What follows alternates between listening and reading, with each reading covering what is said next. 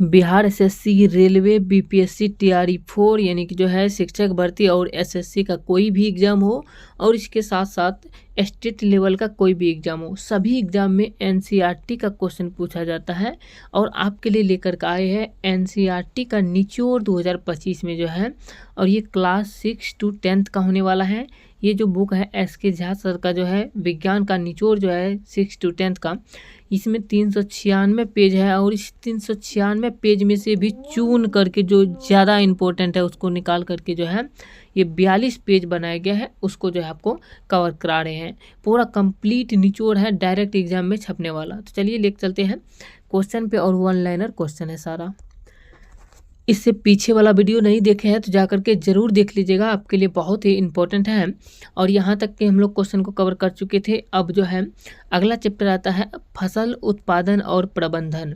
फसल उत्पादन और प्रबंधन के बारे में बात करें तो यहाँ पे देख सकते हैं, जैसे फसल में पहला फसल आ जाता है उर्वरक, एक मानव निर्मित लवण है। उर्वरक जो है ये एक मानव निर्मित लवण है।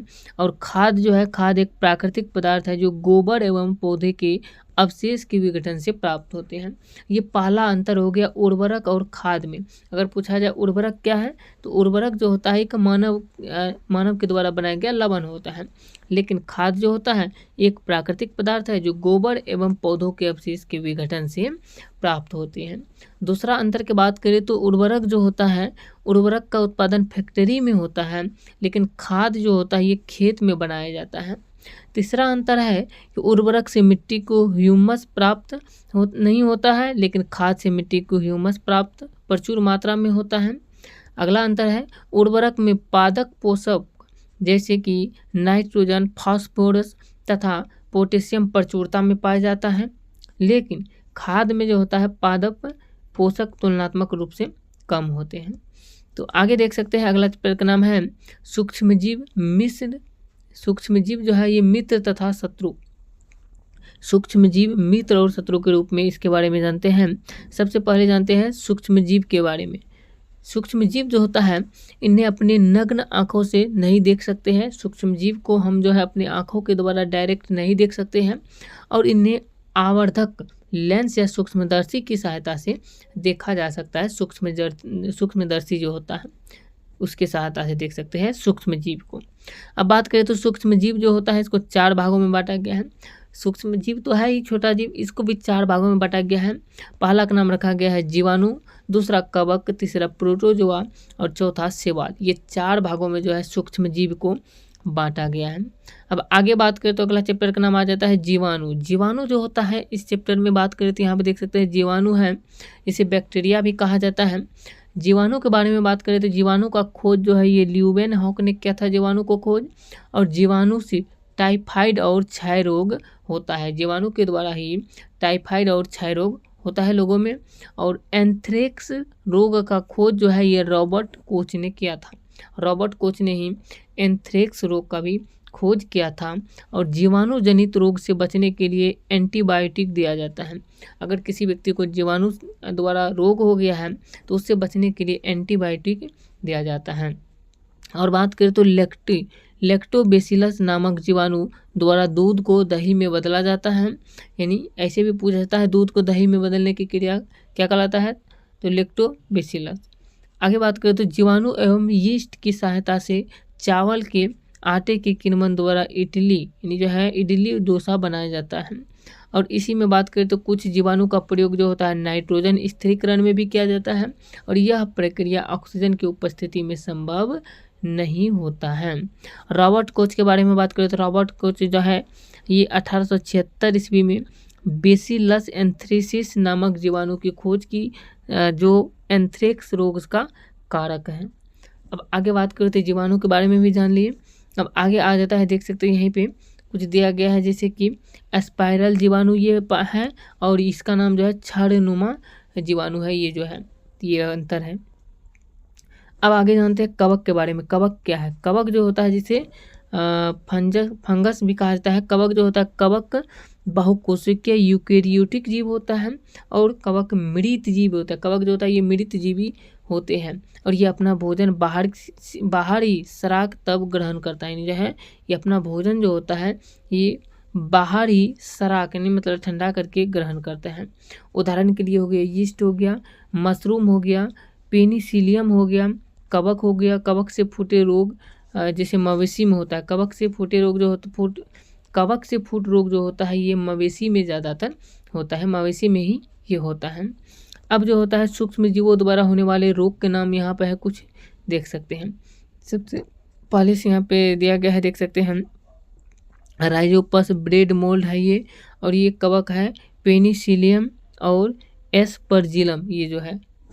अब आगे बात कर लेते हैं, ये सूक्ष्म जीव द्वारा होने वाला रोग जो होता है मनुष्य में उसको जान लेते हैं। बात करें तो मनुष्य में सूक्ष्म जीव द्वारा होने वाला रोग का यहाँ पे है, जैसे क्षय रोग। या क्षय रोग जो होता है ये जीवाणु के द्वारा होता है, और संचरण का तरीका बात करें तो वायु के माध्यम से फैलता है क्षय रोग। और इससे बचने के लिए रोगी व्यक्ति को पूरी तरह से अन्य व्यक्तियों से अलग रखकर जो है रोगी को व्यक्तिगत वस्तुओं को अलग रखना, उचित समय पर टीकाकरण लेना, इससे बचने का उपाय है खसरा से और चिकन पॉक्स से, पोलियो से, ये चारों से बचने का। अब बात करें तो खसरा रोग जो होता है वायरस के द्वारा होता है, चिकन पॉक्स रोग भी वायरस के द्वारा होता है, पोलियो भी जो होता है वायरस के द्वारा। ये सभी का बात करें तो डायरेक्ट वायु से सीधे संपर्क में आने से होता है, और इससे बचने के लिए दूसरे व्यक्तियों से अलग रहना पड़ेगा, निजे कुछ दूरी पे रहना पड़ेगा, दूरी बना करके, और दूसरे वस्तुओं की जो है अलग रखना होगा। रोगी को जो व्यक्ति जो रोगी जो होता है जो चीज़ खाते हैं उसको अलग रखना होगा, दूसरे व्यक्ति को नहीं देना होगा। अब बात करें तो मानव में ही एक होता है हैजा रोग और दूसरा टाइफाइड। हैजा और टाइफाइड रोग जो होता है ये दोनों जीवाणु के द्वारा होता है और ये जल के द्वारा फैलते हैं। हैजा रोग भोजन के द्वारा भी फैलता है, लेकिन टाइफाइड और हैजा जो है जल के द्वारा फैलता है। और व्यक्ति को स्वच्छता एवं अच्छी आदतों को अपनाना चाहिए।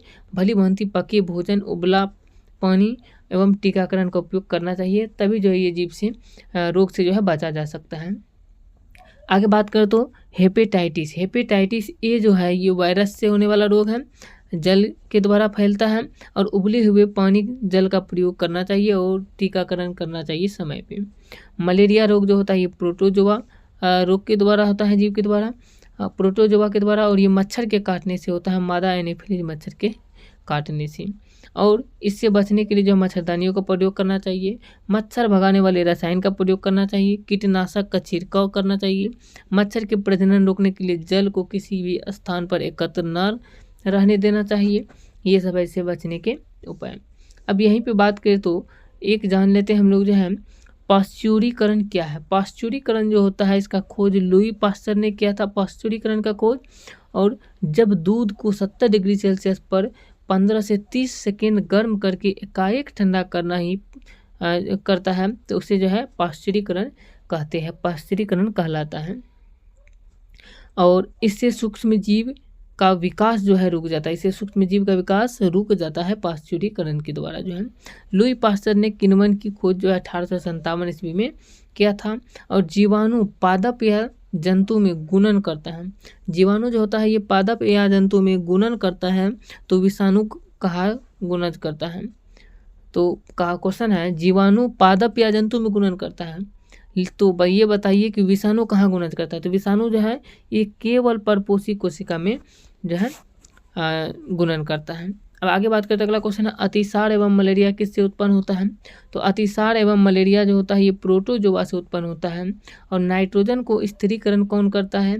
तो नाइट्रोजन को स्थिरीकरण जो है जीवाणु एवं नीलहरित शैवाल करते हैं। जीवाणु एवं नीलहरित शैवाल जो है ये नाइट्रोजन को स्थिरीकरण करते हैं। अब आगे बात करते हैं, हम देख सकते हैं एक पौधा है, देख सकते हैं लेग्यूम पौधे की जड़ ग्रंथिकाएं ये है, देख सकते हैं यहाँ पे। अब आगे बात करते हैं, देख सकते हैं, आपको बता दें कि यहाँ तक जो हम लोग जो कवर किए इससे आगे के क्वेश्चन यहाँ से है, देख सकते हैं ये सारा जो है इसको नेक्स्ट वीडियो में कवर करने वाले हैं हम लोग जो है। एक चीज़ और पढ़ लेते हैं यहाँ पे कुछ इम्पोर्टेंट चीज़ कि फूट रोग कवक से एवं फूट एवं माउथ रोग होता है, तो ये विषाणु से होता है। फूट रोग जो होता है ये कवक से होता है, एवं फूट एवं मंथ माउथ रोग जो होता है ये विषाणु के द्वारा होता है। राइजोपस पेनिसिलियम एवं एस यानी जो है एवं एस्परजिलस किसके अंतर्गत आते हैं? ये सब रोग जो होता है ये कवक के अंतर्गत आते हैं। और क्लोमाइडोमोनास एस्पायरोगैरा जो ये दोनों जो है ये शैवाल के अंतर्गत आ जाते हैं। यहीं पे एक और है, अल्कोहल का उत्पादन जो है यीस्ट नामक सूक्ष्मजीव की आवश्यकता से जो है होता है। अब इससे आगे के चैप्टर है कोयला और पेट्रोलियम। कोयला और पेट्रोलियम और भी बहुत सारे चैप्टर हैं, इसको नेक्स्ट वीडियो में कवर करने वाले हैं। ये वीडियो कैसा लगे आप लोग कमेंट करके जरूर बताइएगा। अगर वीडियो अच्छा लगा है तो वीडियो को लाइक कीजिए और चैनल को भी सब्सक्राइब जरूर कर लीजिए। आगे के वीडियो को देखने के लिए जाइए प्लेलिस्ट में इसके पीछे की वीडियो को जरूर देख लीजिए। जय हिंद।